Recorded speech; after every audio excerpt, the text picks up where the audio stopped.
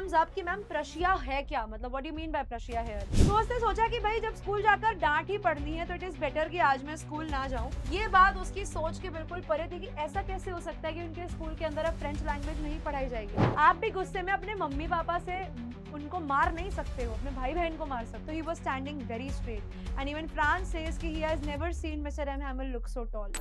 Hello बच्चों, कैसे हो आप सभी लोग। मैं निहारिका आप सब बच्चों का बहुत बहुत स्वागत करती हूँ आपकी अपनी क्लास 12 की इंग्लिश हमारे पहले चैप्टर द लास्ट लेसन के इस वन शॉर्ट लेक्चर में। और मैं उम्मीद करती हूँ आप सब बच्चे मस्त होंगे, स्वस्थ होंगे और आज की क्लास के लिए रेडी होंगे। तो भाई हमारे इस पूरे के पूरे सेगमेंट में यानी हमारे इस पूरे सेशन में हम लोग आज के सेशन में और आगे आने वाले जितने भी सेशंस आप लोगों को वन शॉट के आएंगे, इसमें हमारे जितने भी इंग्लिश के लिटरेचर चैप्टर्स हैं उन सब को हम लोग वन शॉट लेवल पे कवर करने वाले हैं। और याद रखना ये वन शॉट इस तरीके से प्लान करे गए हैं कि जब आप इनको पढ़ेंगे तब आप लोगों को अपने जितने भी टॉपिक्स हैं उन सबकी क्विक रिवीजन हो जाएगी। और अगर आपने नहीं भी पढ़ा है तो भी टेंशन लेने की जरूरत नहीं है। ये वन शॉट से आप लोग पूरे चैप्टर का बेस जिस समरी सब समझ सकते हैं। ठीक है, तो चलिए फिर स्टार्ट करते हैं हम लोगों के पहले चैप्टर द लास्ट लेसन के साथ। याद रखिएगा बच्चों, ये चैप्टर जिसका नाम है द लास्ट लेसन, इसको लिखा है अल्फोंस डॉडे ने। ठीक है, ये कहानी लिखी है आप लोगों के लिए अल्फोंस डॉडे ने और ये कहानी आपको पीछे ले जाती है 1870s की तरफ। ठीक है, यहाँ पर हम लोग कहानी में बात करने वाले हैं 1870s एंड 1871 के टाइम पर, जब फ्रैंको प्रशियन वॉर चल रहा था। ठीक है, तो हम लोग किसके बारे में बात करने वाले हैं भाई, हम लोग बात करने वाले हैं फ्रैंको प्रशियन वॉर के बारे में। ठीक है, अब ये फ्रैंको प्रशियन वॉर का मतलब क्या हो गया, फ्रैंको प्रशियन वॉर का मतलब हो गया बच्चों एक ऐसा टाइम जब फ्रांस और प्रशिया के बीच में लड़ाई चल रही थी। Now a question comes up कि मैम प्रशिया है क्या, मतलब what do you mean by Prussia here. तो भाई प्रशिया जो था उस समय क्या एक किंगडम टाइप आप कह सकते हैं एग्जिस्ट करता था, जिसके अंदर आप लोगों का Germany which was the main country in Prussia. ठीक है, उसके बाद then we have Austria and parts of Poland, ये तीनों मिलाकर उस समय एक किंगडम थे जिसका नाम था प्रशियन किंगडम। इनकी लड़ाई होती है फ्रांस से और फ्रांस के भी स्पेसिफिक दो एरियाज में, एल्सास एंड लरेन। आपको याद रखना है ये प्लेस एल्सेस नहीं है, you are not going to pronounce it as Alsace, it is Alsace and the other one is Lorraine. तो कहानी है फ्रेंच और प्रशियन वॉर 1870 से 71 के टाइम पर, जहां पर हमारा फ्रांस जो है बच्चों वो यहाँ पर हार जाता है, डिफीट हो जाता है इस वॉर में। एंड एज ए रिजल्ट ये जो दो एरियाज थे एल्सास एंड लरेन, ये डायरेक्टली आ जाते हैं under the control of whom, ये आ जाते हैं under the control of Prussians. अब प्रशियंस ने यहाँ पर अपने रूल को एस्टैब्लिश करने के लिए यहाँ पे सबसे पहला टारगेट बनाया इन लोगों की लैंग्वेज को, that was the French language. ठीक है, इन्होंने क्या किया, इन्होंने टारगेट किया इन लोगों की फ्रेंच लैंग्वेज को और उसको यहाँ पर बैन कर दिया गया। एंड इट वाज सेड, एक ऑर्डर आया था बर्लिन से, that is the capital of Germany, कि अगले दिन से, जिस दिन पे ये कहानी सेट है उसके अगले दिन से इनके स्कूल में जर्मन लैंग्वेज पढ़ाई जाएगी। So therefore it is going to be their last French class. ठीक है, तो the story is set on the last French class वाला दिन, जिस दिन ये बच्चे अपना लास्ट फ्रेंच क्लास अटेंड करने वाले हैं। इस कहानी के मेन कैरेक्टर्स कौन है, इस कहानी का सबसे मेन कैरेक्टर है आपका फ्रांस, जो कि इस कहानी का नरेटर भी है और एक स्टूडेंट भी है और थोड़ा सा इररिस्पॉन्सिबल भी है। Then we have mister M Hamel जो यहाँ पे स्कूल के टीचर हैं, विलेजर्स जो यहाँ पर अपने रिग्रेट के साथ ये लास्ट लेसन अटेम्प्ट करने आए हैं, वॉचर जो टॉन्ट करता है हमारे दिस बच्चे फ्रांस को and the mayor etcetera. Right, तो इन कैरेक्टर्स के बारे में हम लोग कहानी में आगे भी देखेंगे। इस कहानी का जो मेन थीम है वो है the love for mother tongue, the patriotism that one has for their country, importance of education, education कितनी जरूरी है, regret and realisation once things are taken away from you. तो भाई वही वाली बात है कि जब तक आपके पास कोई चीज रहती है ना तब तक हमें उस चीज की उतनी वैल्यू नहीं होती, बट द मोमेंट वो चीज हम लोगों से छीन ली जाए, द मोमेंट उस चीज को हमसे दूर कर दिया जाए, तभी हमारे मन के अंदर उस चीज को लेकर एक वैल्यू डेवलप होती है। तो यहाँ पर हमारी कहानी में बिल्कुल सेम चीज हो रही है। ठीक है, यहाँ पर हमारी कहानी में भी बिल्कुल मेन चीज यही चीज हो रही है हम जो देख पा रहे हैं, यहाँ पर रिग्रेट है लोगों के मन के अंदर कि समय रहते-रहते उन लोगों ने फ्रेंच लैंग्वेज को नहीं पढ़ा एंड उनके मन में इस चीज़ की ये रियलाइज़ेशन भी आ रही है कि भई जब उनके पास टाइम था फ्रेंच लैंग्वेज को पढ़ने का, तब उन्होंने फ्रेंच लैंग्वेज पर बिल्कुल भी ध्यान नहीं दिया। अगर उन्होंने अपनी लैंग्वेज पर उस समय पर ध्यान दिया होता, तो शायद आज वो इस रिग्रेट के अंदर या इस रिपेंटेंस के अंदर यहाँ पर नहीं बैठे होते। ठीक है? तो चलिए स्टार्ट करते हैं और देखते हैं ये कहानी शुरू कैसे होती है। राइट, तो इस कहानी के लिए ये आप लोगों के पास पूरी कहानी रहेगी जिसको आप पढ़ सकते हैं। राइट, बट यहाँ से हम लोग हमारी कहानी को मेनली स्टार्ट करेंगे। तो भाई हमारा जो फ्रांस है जो हमारी कहानी का मेन बच्चा है, वो उस दिन स्कूल जाने के लिए काफी लेट था। उसको इस चीज का बहुत डर था क्योंकि मिस्टर एम हैमिल जो थे उन्होंने एक टेस्ट अनाउंस किया था on the previous day on participles, और वो ऑलरेडी स्कूल के लिए लेट था एंड सेकेंडली उसने लेसन बिल्कुल भी प्रिपेयर नहीं करा था। तो भाई स्कूल जाने के अंदर पहले ही वो लेट है, प्रेपरेशन उसकी बिल्कुल थी नहीं, तो उसने सोचा कि भाई जब स्कूल जाकर डांट ही पढ़नी है तो इट इज बेटर कि आज मैं स्कूल ना जाऊं। He was very tempted to spend the day outdoors. तो वो बहुत ज्यादा अट्रैक्टेड था इसी चीज से कि भाई मैं एक काम करता हूँ, मैं आज स्कूल नहीं जाता, मैं दिन अपना बाहर ही बिता लेता हूँ, बेसिकली बंक कर देता हूँ स्कूल को, क्योंकि वेदर भी बहुत अच्छा था, बर्ड्स चर्प कर रहे थे, प्रशियन सोल्जर्स ड्रिल कर रहे थे, ठीक है, और जो डे था वो बहुत ही वार्म एंड ब्राइट था। तो ये सब चीजों को देखकर हमारे फ्रांस को लगता है कि भाई आज स्कूल छोड़ देते हैं, स्कूल नहीं जाते, बट देन समहाउ उसने अपनी टेम्पटेशन को, अपनी डिजायर को रेजिस्ट करा और भागा स्कूल की तरफ कि नहीं नहीं भाई मैं तो जो है भाई स्कूल जाऊंगा ही, स्कूल में नहीं छोड़ सकता। अब यहाँ पर रास्ते में जब हमारा फ्रांस स्कूल जा रहा था, तो फ्रांस के रास्ते में पड़ता है टाउन हॉल। ठीक है, और टाउन हॉल के बाहर वहां पर था बच्चों क्या, वहां पर था आपका नोटिस बोर्ड। ठीक है, टाउन हॉल यहाँ पर था, टाउन हॉल के था आपके बाहर था आपका नोटिस बोर्ड। और ये जो नोटिस बोर्ड था बच्चों, ये लास्ट 2 सालों से, ठीक है, फ्रॉम द लास्ट 2 years, जितनी भी बैड न्यूज होती है, जो भी बुरी खबरें होती हैं, उन सब की सारी खबरें जो थी भाई यहीं से आती थी। पहले कोई लॉस बैटल्स हो, कोई आपका कोई कमांडिंग ऑफिसर का ऑर्डर हो, कोई ड्राफ्ट, कोई कुछ ड्राफ्ट हो मेयर का, सब कुछ यहीं से आता था। अब फ्रांस ने जब देखा कि भाई टाउन हॉल के आगे इतनी ज्यादा भीड़ है, तो ही थॉट कि पता नहीं इस बार क्या लिखा होगा, what they have written this time, but फिर भी वो अपनी टेम्पटेशन को रेजिस्ट करके आगे बढ़ जाता है। फाइनली जब हमारा फ्रांस स्कूल पहुंचता है, तो वहां पर वो नोटिस करता है कि भाई जनरली तो हमारे स्कूल में बहुत शोर होता है आउटसाइड द स्कूल। ठीक है, वहां पर आपको जो है चिल्ड्रन की आवाजें आती रहती हैं, ठीक है, children talking and repeating lessons, बच्चों की आवाजें आती हैं लेसन्स के रिपीट करने की। ठीक है, टीचर क्या करते हैं, अपना जो रूलर है, ठीक है, रूलर रैपिंग, टीचर जो है वो अपने रूलर को जमीन के टेबल के ऊपर मारते हैं, उसकी आवाजें आती हैं। लेकिन that day everything was very quiet as a Sunday morning. जैसे संडे के दिन, छुट्टी के दिन स्कूल बिल्कुल शांत होता है, बिल्कुल वैसी शांति उस दिन स्कूल के अंदर थी।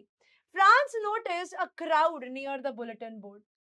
ओके, जैसा कि मैंने बताया, all the from the last 2 years सारी bad news had appeared there and he wondered कि भैया इस बार क्या आया होगा। He did not actually know. अब जब फ्रांस स्कूल पहुंचा तो उसको एक्सपेक्टेड था कि एक नॉइजी क्लासरूम मिलेगा। Instead he found complete silence.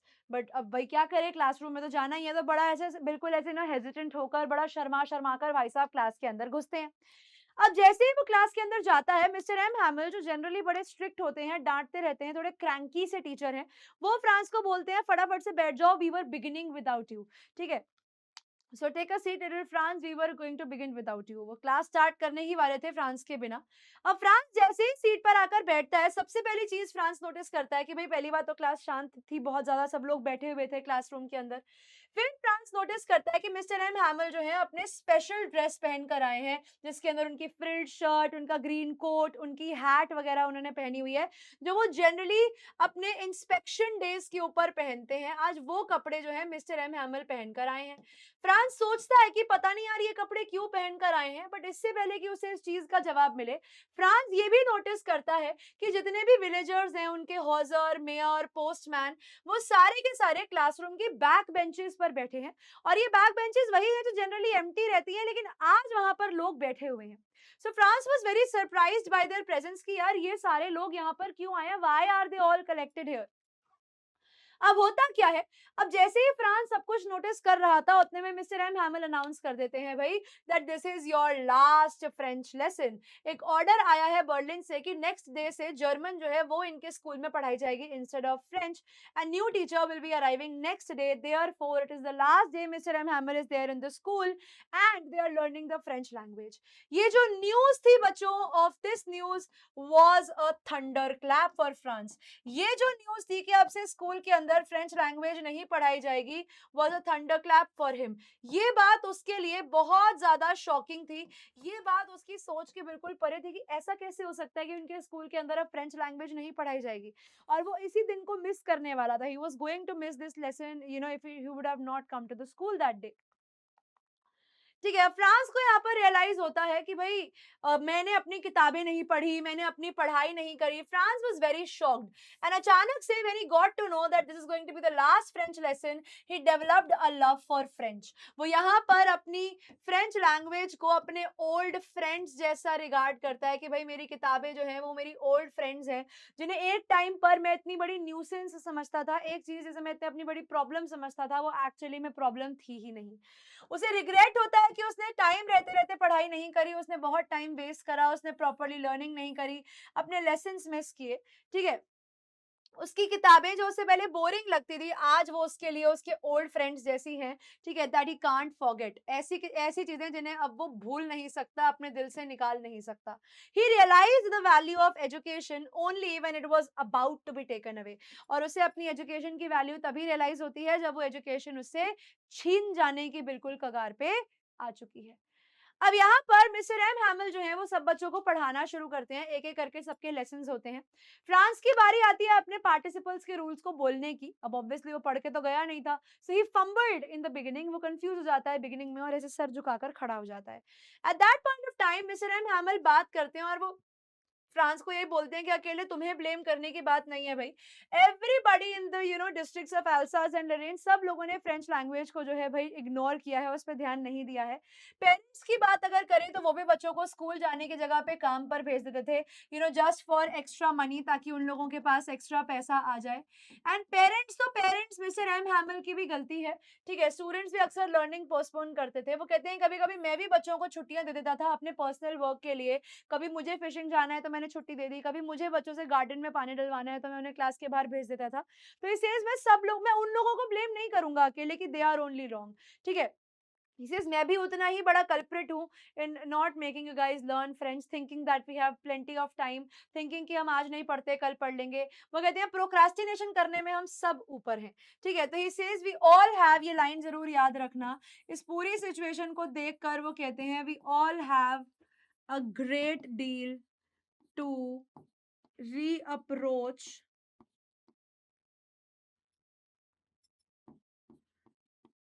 ourselves with। उनका कहने का मतलब है कि भाई लैंग्वेज तो अब हमसे छिन चुकी है, लेकिन अब जो सिचुएशन आगे आने वाली है बिना लैंग्वेज के हमारी, वो बहुत कठिन होगी हम लोगों के लिए। साथ ही साथ लेसन को आगे बढ़ाते हुए मिस्टर एम हैमिल ने फ्रेंच लैंग्वेज को सबसे ब्यूटीफुल, क्लियरेस्ट और मोस्ट लॉजिकल लैंग्वेज बोला, और उन्होंने सब लोगों को बोला कि आप अपनी लैंग्वेज को गार्ड करो, because this language is the key to your prison. वो कहते हैं ये आपके लिए क्या है, ये आपके ताले की चाबी है, ये आपके मन के अंदर वो फीलिंग ऑफ नेशनलिज्म को जिंदा रखेगी। ठीक है, वो कहते हैं ये जो लैंग्वेज है ये आपके मन में आपकी जो फीलिंग ऑफ नेशनलिज्म है इसको जिंदा रखेगी, और ये फीलिंग जो है यही आपको आपकी आखिर मुकाम तक लेकर जाएगी। ठीक है, फिर मिस्टर एम हैमर के लेसन शुरू होते हैं। उन्होंने राइटिंग में लेसन बच्चों को दिए जिसमें बच्चे राइटिंग प्रैक्टिस कर रहे थे। क्लासरूम इस टाइम पर बहुत क्वाइट हो गया था।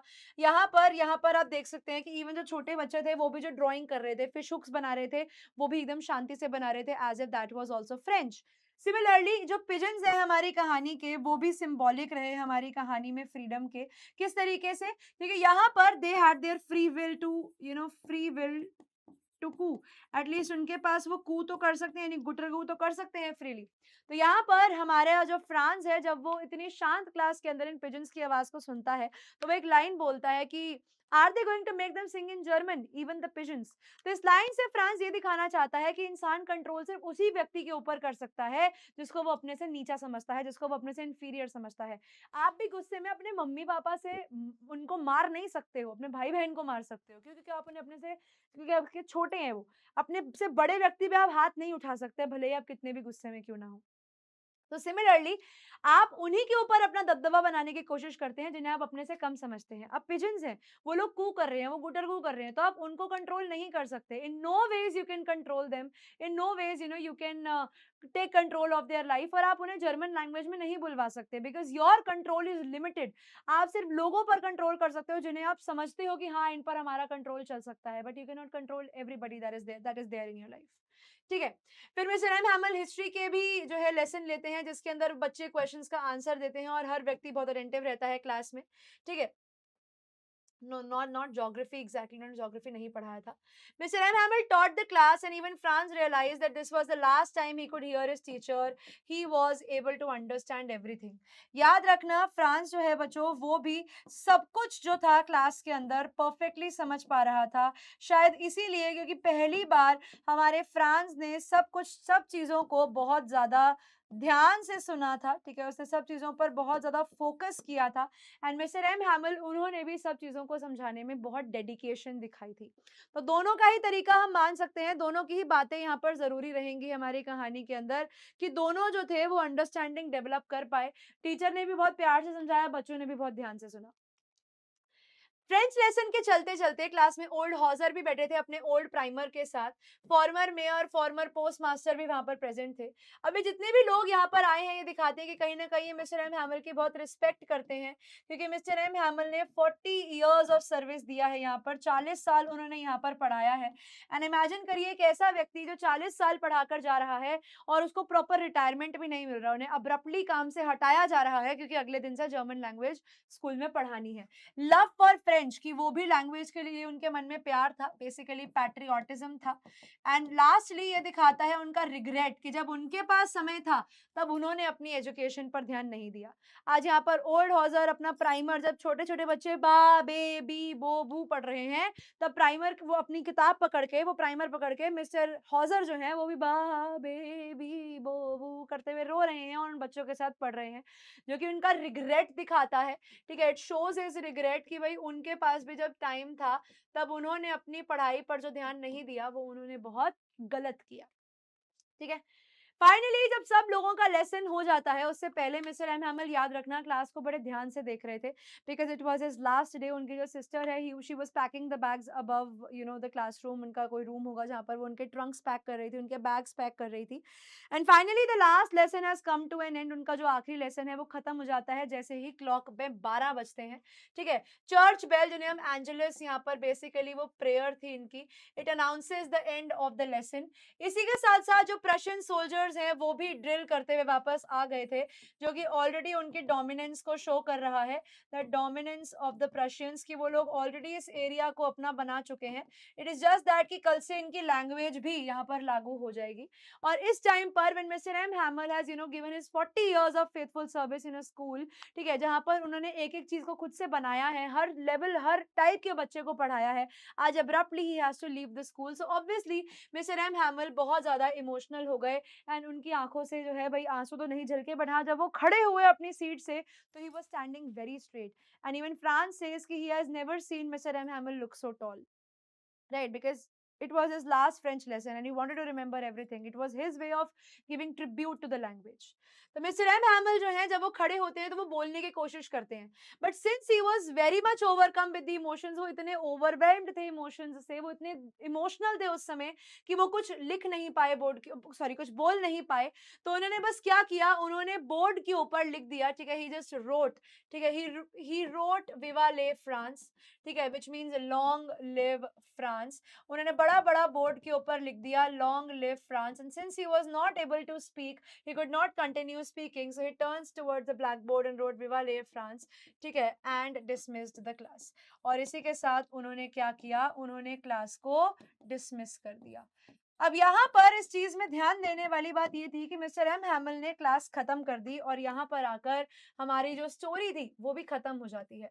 But what we have to remember is कि यहाँ पर हमें स्टोरी से मैसेज क्या मिलता है, what we learn from this story. हमें याद रखना है द वैल्यू ऑफ एजुकेशन, कि हमें we do not need to we need not waste time. ये जो प्रोक्रास्टिनेशन है ना, कि कल करे सो परसों कर, परसों करे तो तरसों कर, है ना, कि आज नहीं कल करेंगे, बहुत समय है, ये प्रोक्रास्टिनेशन किसी दिन इंसान को ले डूबेगी, because you do not have so much time in your life all the time. ठीक है, लर्न रेगुलरली, पढ़ाई करो और साथ में करो, कभी चीजों को कल पे मत डिले करो।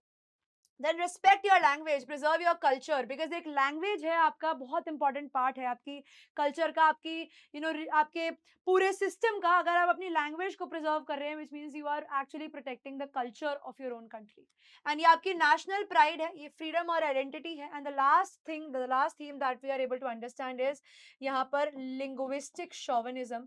अब linguistic chauvinism का मतलब क्या होता है?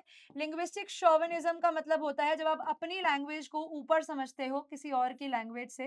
जैसे प्रशियंस ने अपनी लैंग्वेज को सुपीरियर समझा यहाँ पर हमारी व्हाट इज दिस कॉल्ड बाकी लैंग्वेज से, फ्रेंच लैंग्वेज से, इसीलिए उन्होंने सबसे पहले उनकी लैंग्वेज पर कब्जा किया कि एक बार इनकी लैंग्वेज को खत्म कर देते हैं, उसके बाद हम इनको इंटरनली धीरे धीरे तोड़ेंगे। ठीक है, यहाँ पर आकर मेरे साथ आप लोगों का जो फर्स्ट चैप्टर है द लास्ट लेसन वो खत्म हो जाता है। आई होप आप सब बच्चों ने इस चैप्टर को खूब एंजॉय किया होगा। अब हमारी जो अगली क्लास आएगी बच्चों वो आएगी 3rd लेवल की। आप लोग मुझे जरूर बताइएगा आप लोगों को ये क्लास आज की कैसी लगी। इसी के साथ हमारा आज का ये सेशन यहीं पर समाप्त हो जाता है। Thank you so much everyone for being a part of today's class. मैं निहारिका मिलूंगी आप सब बच्चों को आपकी अगली क्लास में। तब तक के लिए पढ़ते रहिए और आगे बढ़ते रहिए। Good bye everyone, take care.